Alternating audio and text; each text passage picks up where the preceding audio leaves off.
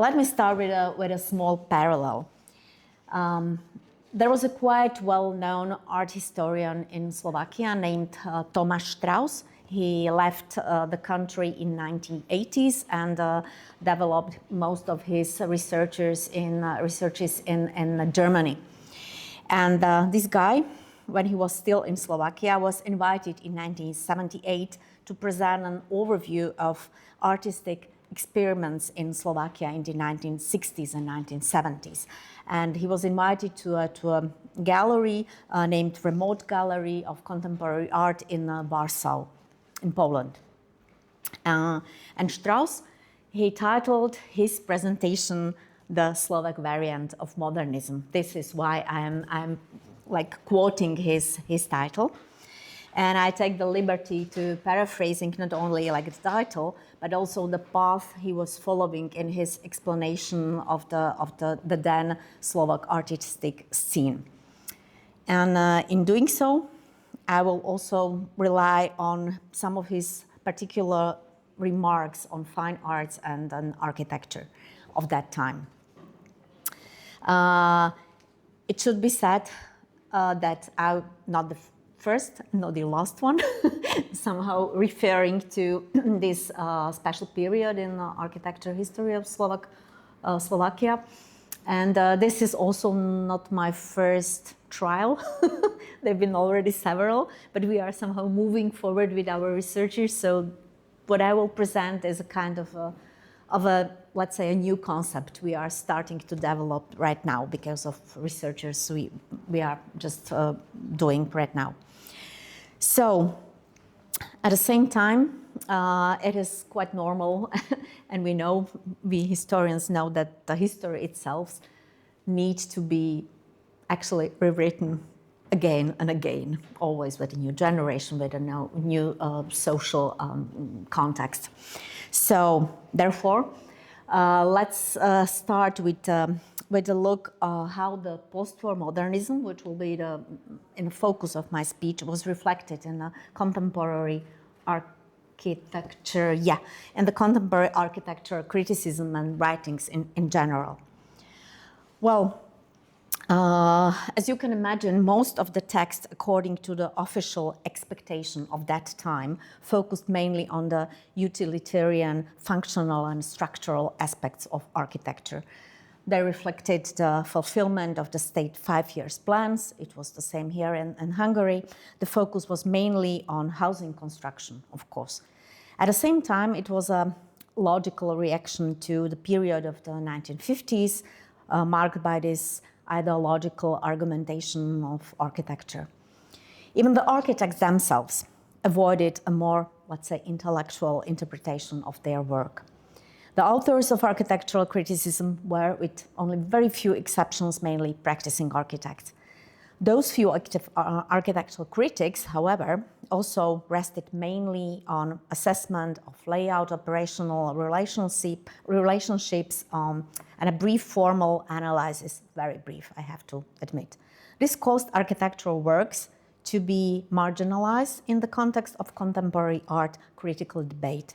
However, the only architectural periodical published in Slovakia at that time, you see some of the covers on the screen, called Projekt, or Project in English, compensated for the interpretative reserve with a remarkable typography and ambitious selection of the works reflected, including the works of architects from western part of the world, to put it like that. Things were a little bit better, but not much, for architectural historiography. Martin Kusy, also a practicing architect, but in the same time architectural historian, in his work Architecture in Slovakia in 1945 till 1975, which was published in 1976, reflected on individual building types, categorized on the basis of their function. He focused exclusively on realized works, not reflecting projects or any, let's say, conceptual work, contextualizing them with the local environment.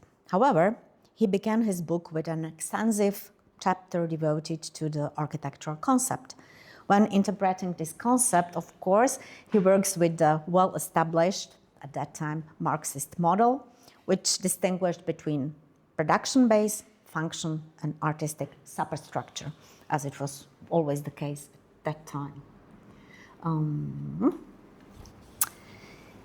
It was similar in the case of another quite important work on Slovak post-war modernism, published in 1982, called Slovak Architecture. Again, you see, it's always about like a certain period of development. Although here more liberal interpretations of the architecture scene focused on the so-called relation between content and form as the basis, again, of the categories in Marxist aesthetics. Here, transformation of the form of individual building types was analyzed.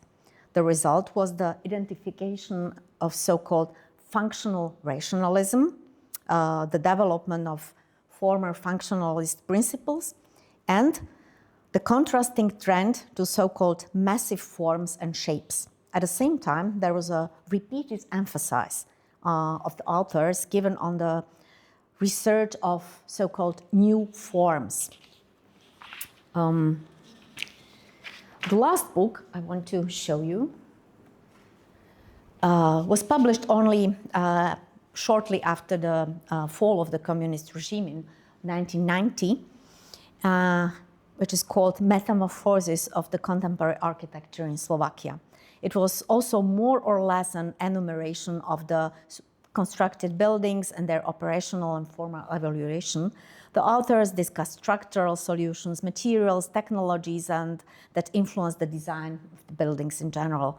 At the same time, however, they characterized the early 1970s as a symbiosis of, and I quote, rational and emotional approaches that heralded something they called a new style. Nobody knows what should that mean, a new style. In 2002, my colleague and me, in this book, for the first time, summarized architecture development of Slovakia in 20th century. It was published, 2002. But actually, we prepared it during the 1990s. So it was really like biased by the atmosphere, which was marked by the rejection of the socialist heritage in general. The still present postmodern distance from post-war modernism was also like entirely present in our attitude. This was also reflected in the tone of the text. Luckily, it's only in Slovak, so you can't read it. And the choice of the works and authors reflected there. We have primarily focused on well-known architects, widely accepted works, interpreting them in a positivist manner and justifying their significance within actually the international scene to put actually the Slovak production onto the map of architecture in general. A turning point occurred at the end of the first decade of the new millennium, and it is connected with the already mentioned International Organization on Documentation and Conservation of Modern Movement Architecture Sites and Neighborhoods. And this was undoubtedly due to the international architectural debate in which post-war modernism began to be thematized in terms of its potential for monument protection. At the Docomomo conference in New York in 2004, post-war modernism became the focus of attention for the first time in the history of this organization, dedicated to preserving the architecture of modern movement. Nobody was sure if modernism, post-war modernism, is still like part of it. Anyway, it was already on the table, the discussion on post-war modernism. In 2008, so 4 years after it, the Slovak Monuments Office held a conference at which the monumental value of post-war modernism was for the first time officially discussed in our country. In parallel, Slovak post-war modernism came to attention of the international architecture and architecture historians scene. In 2005, the well-known Dutch architect Willem Neutelings visited Bratislava. He was attracted by the public buildings of post-war modernism, and the Neutelings drew attention to their uniqueness and the the monumentality and the need to protect those works. This approach also reflected the contemporary rediscovery of monumentality in architecture. Just I only remind you of Rem Koolhaas, who started to be interested in large and X-large at that times. So Neutelings sketched, after visiting those buildings, he sketched these small stamps like those are the buildings that should be protected and should become part of the national monuments list. At the same time, a book by another foreigner, an Austrian photographer, Herta Hurnaus, called East Modern, was in preparation. It was actually published in 2007. It was accompanied by a series of texts by foreign and national experts and interviews with architects of post-war modernism. Actually, for the first time, those interviews being published. And Herta's photographic eye was also drawn to large public buildings for this monumental gesture in architecture. It must be admitted that it was also this foreign reflection that stimulated wider public interest in post-war architectural heritage, generating new research into the nature of Slovak modernism. Today, we are in a situation where the architectural works of post-war modernism increasingly represent themselves rather than the autocratic regime that commissioned them. Following the initial attempts at the historiography of Slovak post-war modernism and the subsequent efforts to contextualize it within the broader European framework, we can now focus on the inherent architectural qualities to identify the unique characteristics of this style, if any. And this is actually the content of the research which is going right now on in my working place, in my research team. So we can now have a look at the prevailing architectural trends of that time, the issues the architects were responding to, and also let's have a look at their ambitions and what they actually wanted to achieve with their architecture. Thomas Strauss, I go back, I will always refer back to him, writes in 1958, the first major controversies took place in magazines and behind the scene about the further development of the young art scene in particular. So he was very much appreciating the discussion in art among artists in around 1958. Actually, he was describing 1958 as a kind of milestone. And the artists, they were trying for a kind of radicalism in solving the problems of form. In architecture, 1958 might be also seen as a kind of landmark. It was the presentation of Czechoslovakia, the World Exhibition in Brussels, that you can see on the image, that declared the definitive end of the socialist realism era in our country. And the architectural debate, too. There were those behind-scenes conversations and controversies that marked this kind of milestone. They were also reflected in the professional periodicals of that time. And it was these that prepared actually the ground for the introduction of radical new architectural forms. Strauss writes that at the same time, in visual art, there is, and I quote, a liberation of the visual solution from all other additional determinations, end of the quote. Of course, this is not possible in architecture as an applied art, but a certain degree of independence of the form from the immediate functional purpose also occurs in architecture. The first example of such an approach or effort to make artistic solution independent or an effort to subordinate the operation and construction to the artistic solution is usually considered to be the shopping center Slimak, in English Slak, in Bratislava by Ivan Matušik. Here, architect Matušik defined a new form of this building type in the Czechoslovak context. What was radical about his approach was precisely the elevation of form about the utilitarian qualities of architecture. However, the text accompanying the design in the magazine project, you can see there, did not comment on the form of the building at all. It wrote only about construction, urbanism, and function. However, when the architect Matušik presented his work at the first self-service shop in Bratislava, at the Congress of the Association of Czechoslovak Architects in Prague, the participants of the Congress blamed him for formalism in the discussion. Matušik responded to this criticism in the magazine project again, where he blamed the Czech scene for the fact that, a quotation, our official critics mostly only get to the surface of the matter and most often take an overall view of formalist, individualistic and cosmopolitan expression. A fairly accurate representative of these trends is our Union magazine, Architecture of the Czechoslovakia.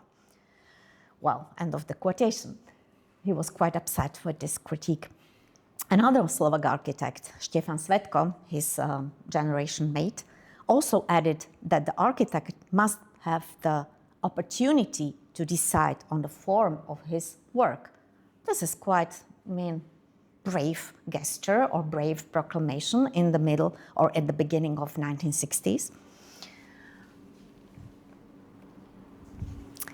Thomas Strauss, again, devoted a substantial part of his reflection on the post-war art scene to conceptual art. He situated its manifestations in Slovakia at the turn of 60s and 70s. In the early 70s, according to Strauss, there was an intellectualization of art towards conceptual art, and that context was important for him, how the contemporary artists reflect his own sense of the subjective message of aesthetics, the definition of the medium, or how he reveals the possibilities and limits of art. Strauss attributed the ability to reflect the problems of the current world to all kinds of art, except architecture. He was skeptical about architectural works, stating outright that, and I quote, "The traces of human culture have long since disappeared from our architecture," end of quotation. On the other hand, he stressed that the history of architecture, from which architecture as a thinking and as a concept falls out, is an incomplete history of architecture. But can the phase of architectural creation that leads to realization also be recognized as thinking in architecture, as a concept? According to Strauss, rather no.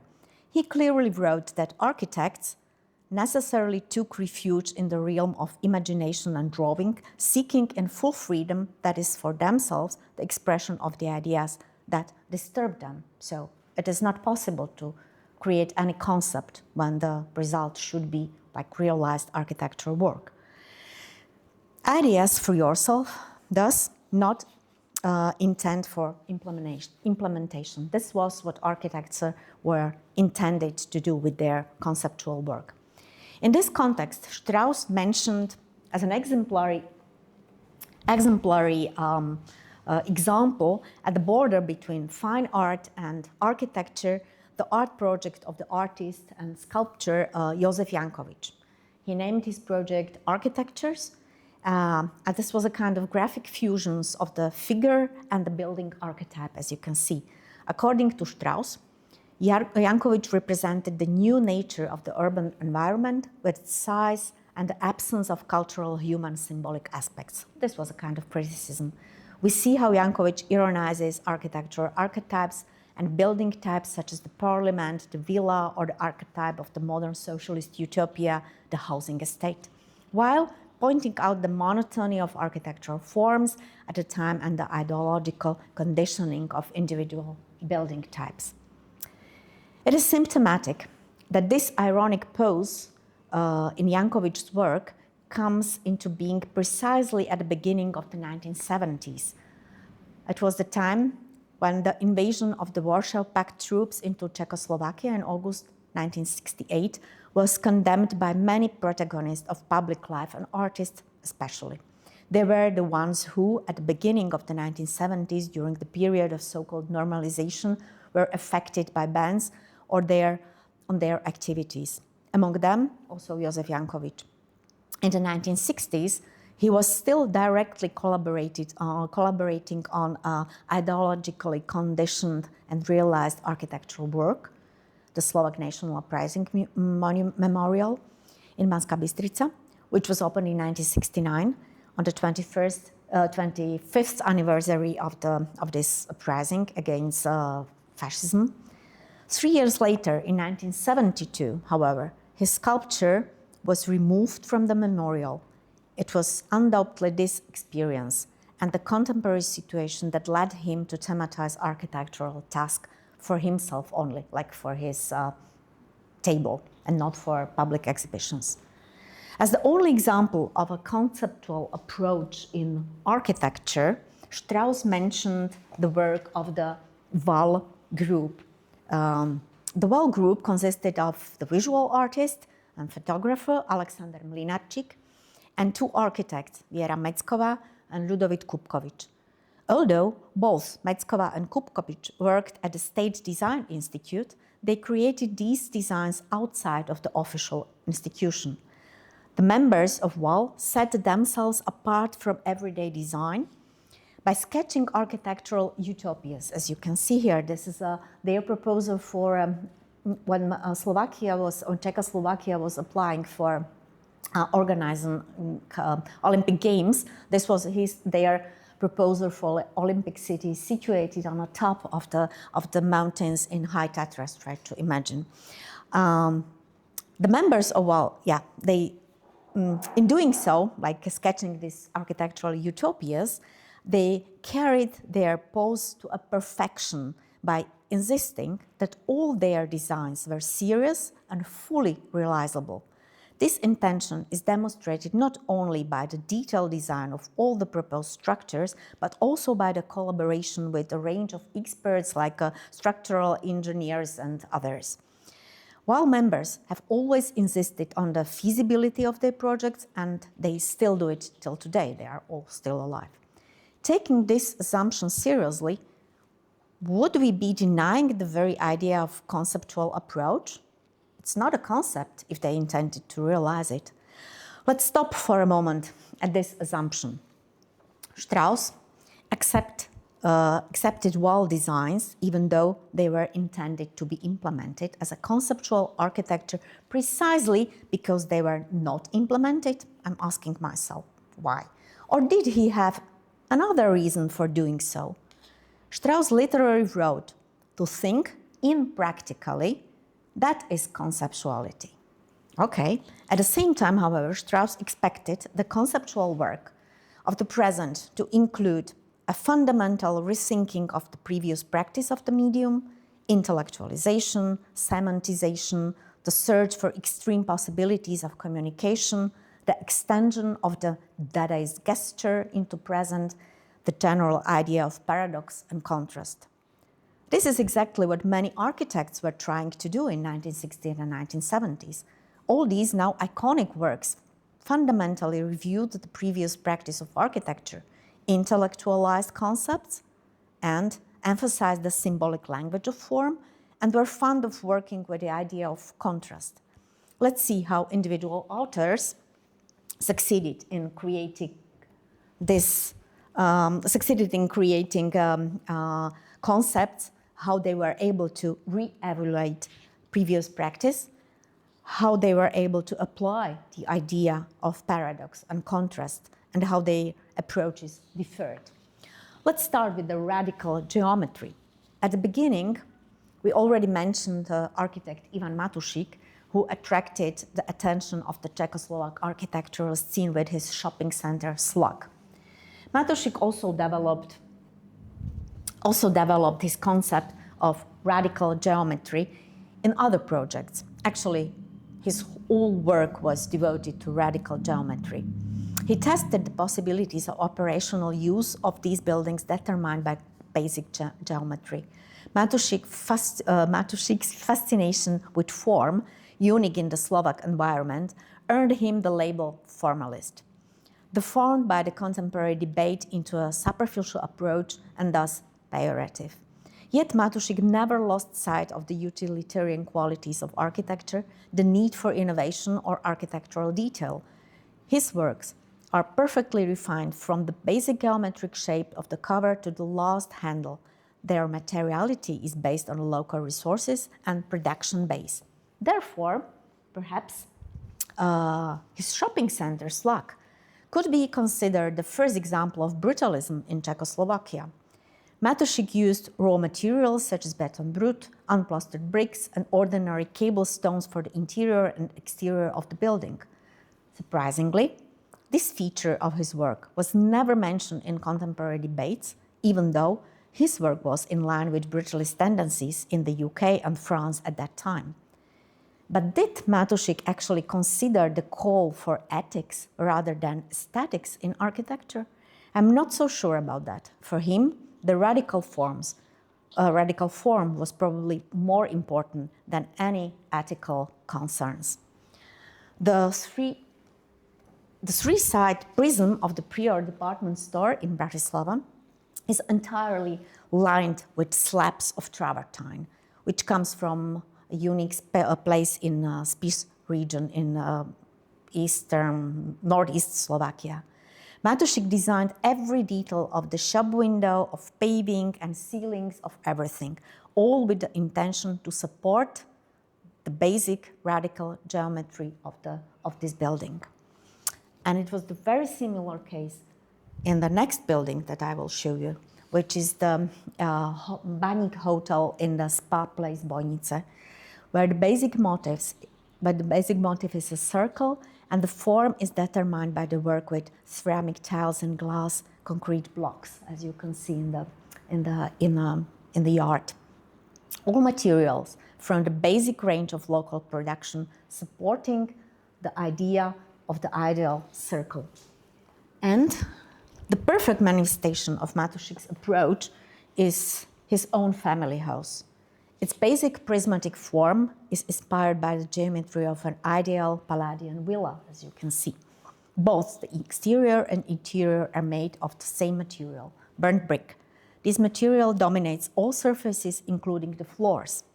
The way the house functions is completely subordinated to its radical form, yet entirely natural. Let's move to another topic of Strauss. Semantization and symbolic gesture. Strauss expected conceptual art and architecture to offer this fundamental rethinking of previous practice, of this semantization, intellectualization, etc., etc. The Slovak variant of post-war modernism fulfills this expectation in several ways on my mind. We have already mentioned the Slovak National Uprising Memorial, in connection with the artist Josef Janković. It was the cooperation of the architect, Dušan Kuzma, and the visual artist, Josef Janković, and the structural engineer, whose name is, I forgot the name. Is it possible? Oh, I'm sorry for that. I should have put it there. I'm sorry. But it will come to my mind. So the collaboration of those three guys, also somehow rooted in the idea of brutalism, is present here. A work where the symbolic content is communicated through an expressive form, as you can see. In doing so, its effect is reinforced by both the raw concrete and the sculptural work in the center of the building. The architect spoke of his work as a form that seeks to communicate something fundamental, a turning point that occurred in the Slovak society in the act of the uprising against fascism. In doing so, the raw concrete and the traces of formwork on the facade are elevated to an architectural language, actually. Interesting is also the history, the development of the form. When architect Dušan Kuzma started with the project, you can see it on the left side, it was much more like a Brussels or international style, very pragmatic, simple architecture.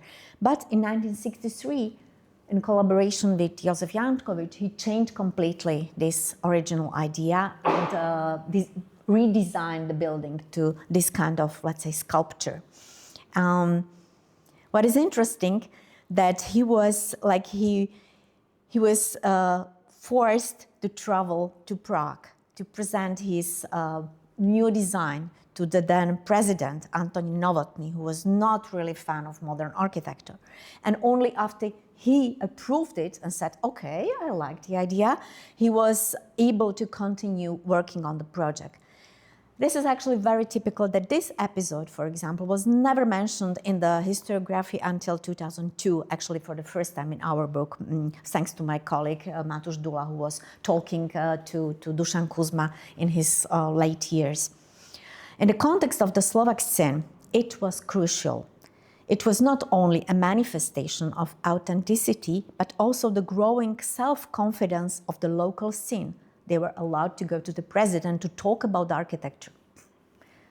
Never before, and never after. Well, anyway. So the memorial very naturally became a landmark. Even Thomas Strauss himself described the completed memorial as, and I quote, the most representative work of domestic symbolic architecture of the 1960s. But there are some other works. In the case of the University of Agriculture in Nitra, we can ask to what extent the shaping of the auditorium, in the main auditorium, was a symbolic gesture, conveying the strength of the community of academics, or a development of the classical tradition of auditorium. You can see it from inside.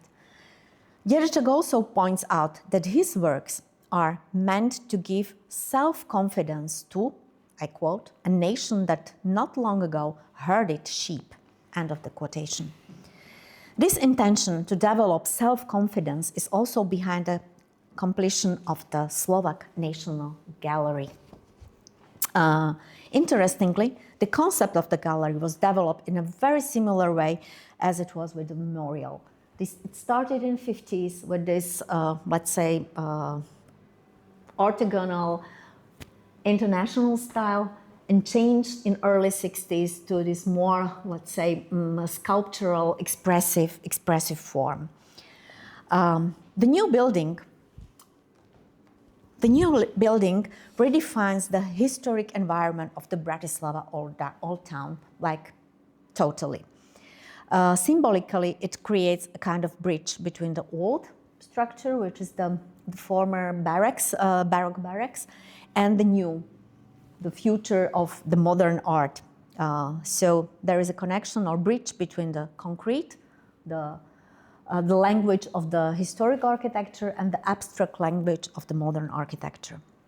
The renovated gallery, it was renovated recently, a few years ago, reopened, actually 2022, showed that it was really a bridge to the future. However, as we can see right now, it only works when the institution itself is an open institution. That architecture cannot arrange openness only with the means of architecture. It is not possible.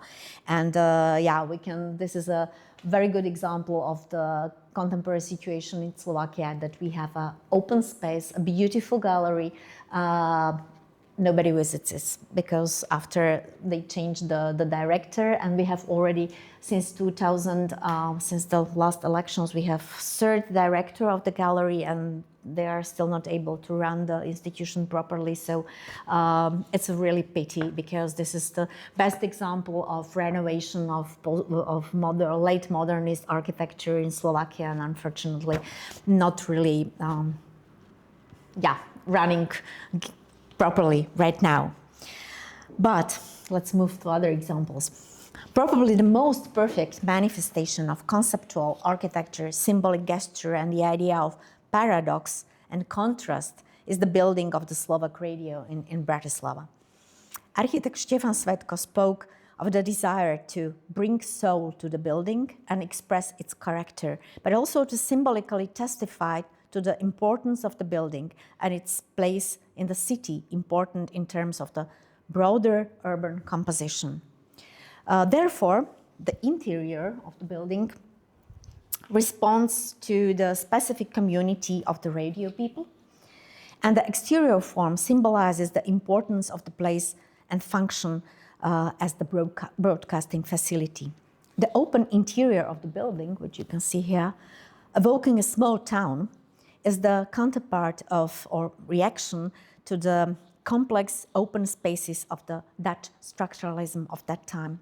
An important part of the design was also the structure of the street decks, as you can see here, radiating out from the building and connecting it to the rest of the city at first floor level. It is a kind of parallel that could be found, for example, in the work of British brutalism, speaking about Alison and Peter Smithson, or the Barbican, where you can see all these, let's say, layered passes for pedestrians and the traffic passes on the base. So this was the same idea. Unfortunately, it remained only like unfinished, the concept.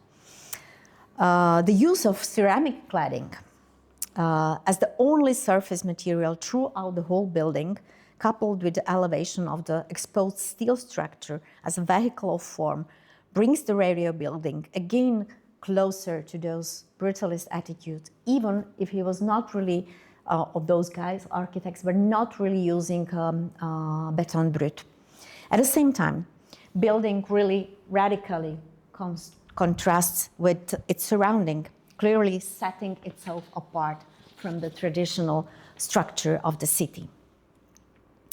Stefan Svetko and his colleagues similarly shaped the form with the aim of artistic gesture and the idea of paradox or contrast in other works, such as the proposal for the Czechoslovak pavilion at the Expo in Osaka, down, or later on the Polana Hotel in High Tatras, where they materialized this very concept from Osaka Pavilion. The Polana Hotel also contrasts with the nature, as you can see.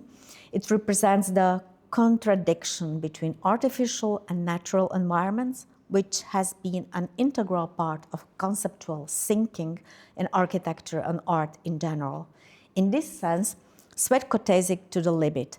His giant half cylinders contrast starkly with both the landscape and the established utilitarian doctrine of that time.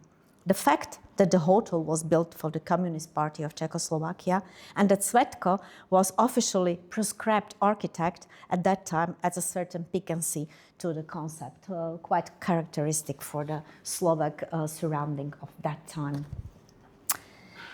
Another example that serves the purpose of making big gestures and contrast with the surroundings is the new bridge, or so-called Slovak National Uprising Bridge.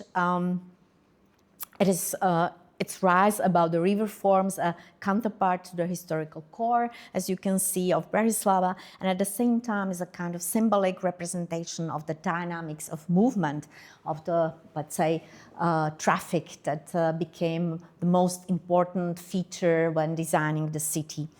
The architects here have created the brutal intervention of contemporary transport planning into the historical substance with unprecedented likeness represented by the futuristic crown in the form of UFO at the top of the pylon. Yet, they too were persona non grata at that time of the bridge's opening. Architect Josef Lacko, the main author at this time, professor at the Faculty of Architecture in Bratislava, he was fired from the Faculty of Architecture, and his two assistants, co-authors, followed him. They were all thrown out of also from the Union of Slovak Architects, and were not even allowed to work together anymore. They went on, however, to be employees of a state design institute and to design dozens more works, which is paradoxical, among them some directly commissioned by the government. Architect Ladislav Kušnir, which was one of the three guys, was even part of the team that designed the building of the government of Slovak Socialist Republic. Our government still works or used to work in this space. Now it is under renovation, covered. So we are not sure what to expect when they, when the scaffolding will be away. But let's hope the result will be not that bad, because we've been putting an eye on it. So yeah, let's hope. Let's come to the conclusion slowly, but very slowly. Speaking about the brutalism, so what could be called the Slovak variant of brutalism, if there is any? Coming back to Rainer Benham, the most prominent theorist of brutalism, he identified the features of brutalism in the then British production as a return to the masters of form. Specifically, he was referring to Mies van der Rohe and Le Corbusier. This return was simultaneously accompanied by a rediscovery of both classical architecture and the vernacular tradition. Above all, however, the conviction that ethics takes the place of aesthetics resonated. It meant truthfulness. At the same time, it was a sensitivity to the social side of architecture, which architects in Slovakia, as in Britain, saw in the social construction of post-war Scandinavia. In Slovakia, the social dimension, as in other socialist countries, was, let's say, given by the real socialism or state socialism. Truthfulness was both wanted and induced by the limits of the production base. Steel, concrete, ceramic tiles, and white stone were fundamental components of the available building materials, and architects elevated them to become the primary means of architectural expression. This was the case also for Ferdinand Milučky, author of the crematorium building in Bratislava. He explicitly referred to the great modernist master Mies van der Rohe. His crematorium embodies all of the aforementioned influences, like the Miesian pavilions of the Illinois Institute in Chicago, material truthfulness, with each material used applied in its original form without any surface treatment, and at the same time sensitivity to the landscape, as you can see here on this image. Here some, let's say, references to the parallel walls of Mies van der Rohe, and here the materiality of the interior and exterior. And it is also symbolic that this building type was for the very first time built in Slovakia at that time. So Milučky was the first to actually invent a form for a crematorium, and all the next crematoriums, actually we have two more, the architects that they simply followed his example in Banská Bystrica and in Košice as well, or Kasa, as you put it in Hungarian. In his later work, which is the House of Arts in Piešťany, although the basic principles remained unchanged, the focus shifts from fusion to contrast. But is it really the case?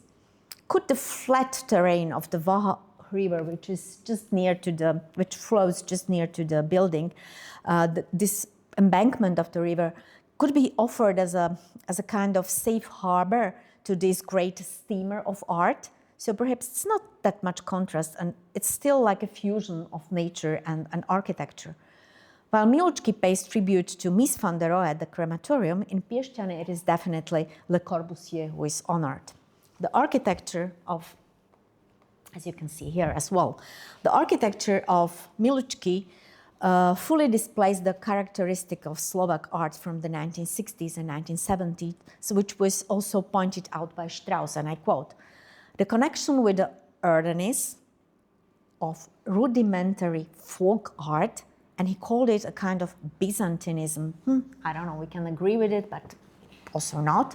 But if you look at how Milučky works with materials like wood and stone, there is still a kind of rawness or kind of this rudimentary feature or rudimentary idea present.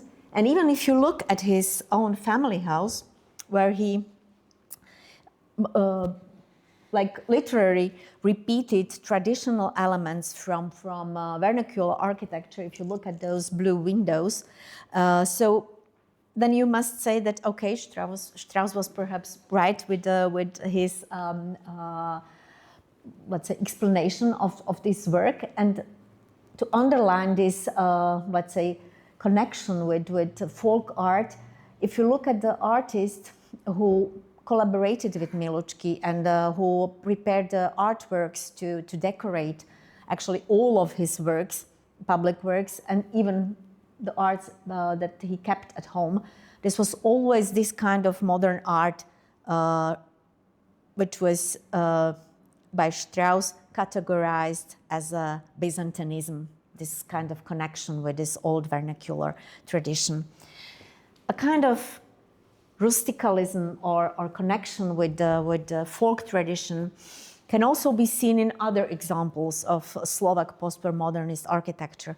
Let us mention at least the contribution of the architects Wojciech Wilhan and Stanislav Talaš to the Czechoslovak presentation at Expo 1967 in Montreal. It is called Koliba, Expo Koliba, like chalet or the former shelter for shepherds. Architect Ferdinand Milucki described the theme of the local tradition and the so-called national awakening of creative forces as follows, I quote, "We strove to create something for quality in the name of Slovakia, in the name of the society under the Tatras," end of the quotation. I just want to add that no one of these architects could be considered as a nationalist.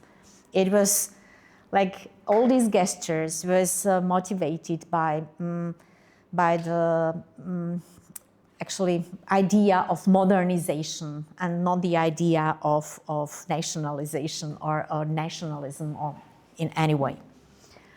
Now I really move to the end. Post-modernist architecture emerged under the conditions of state socialism. The structure of investments construction was determined by the commissions from the state's governing bodies or the Communist Party directly. At the same time, it was subject to the priorities of individual 5 years plans, as I mentioned already at the beginning, the state of the national economy as well. In the case of Slovakia, the second wave of modernization and the federalization process of the Czechoslovak Republic in 1960s also played an important role. These processes immediately led to increased construction of public infrastructure in the fields of education, health, culture, and state administration in the 1960s and 70s. This enabled hundreds of architectural concepts to be realized, although often in reduced form. Consequently, works of post-modernism account for 80% of Slovakia's built environment. They are now reaching the end of their maintenance-free life cycle and require intervention in the form of repairs or adaptation to new conditions. As you can see here, this is one of the most striking works of architect Vladimir Dědeček, now without any function and falling apart slowly.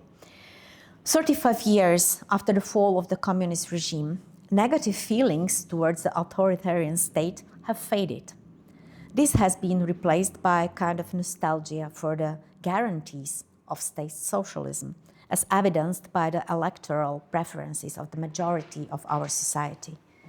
It is the more paradoxical that the Slovak population is not willing to give up the material, not willing to accept the material legacy of the regime. The only exception are the apartment blocks, which have been massively criticized after the revolution in 1989. Non-commercial buildings, such as cultural, recreational, sport facilities, are under constant pressure to become financially viable. This is where the ideological argument of the communist path comes into play, always and always. The House of Trade Unions, Technology and Culture hosted only one Congress of the Communist Party of Slovakia. yet its removal was argued to be the result of his communist past. Fortunately, however, other narratives are already emerging. Let us think of the renovation of the Slovak National Gallery that I already mentioned, the planned renovation of the seat of the Regional Committee of the Communist Party of Slovakia in Košice, which is now the town hall of Košice, or the municipal cultural center in Dolný Kubín, the adaptation of which has just been the subject of an architectural competition. We could also mention the successful declaration of the Slovak radio in Bratislava, the House of Arts in Piešťany, and the department store and Hotel Kiev in Bratislava as national cultural monuments. Paradoxically, after this ensemble was declared a national monument, the owner applied for building permission for a project that disregarded the work's heritage values. Even more surprisingly, the local Department of Monument Protection Office approved the project. This situation precisely illustrates the problem that Slovak society has with the post-war modernist architecture. The public, as well as the standard monument protection, are still unable to recognize its value. Finally, let us return to Thomas Strauss' question about the Slovak variant of modernism. As we have tried to show, the Slovak variant of modernism is a combination of tendencies and orientations that appeared in the international discourse. However, this combination is undoubtedly locally specific, not because the architects aspired to a locally specific language, quite the contrary, but because the best cases they created, despite the limits of the time, they are highly personal expressions, so not connected with any kind of nationalistic idea, as I already put it. The already mentioned Austrian photographer Herta Hurnaus also identified the specificity of the Slovak variant of modernism in the symbolic gesture, specific materiality, size, and contrast to the small-town rural environment.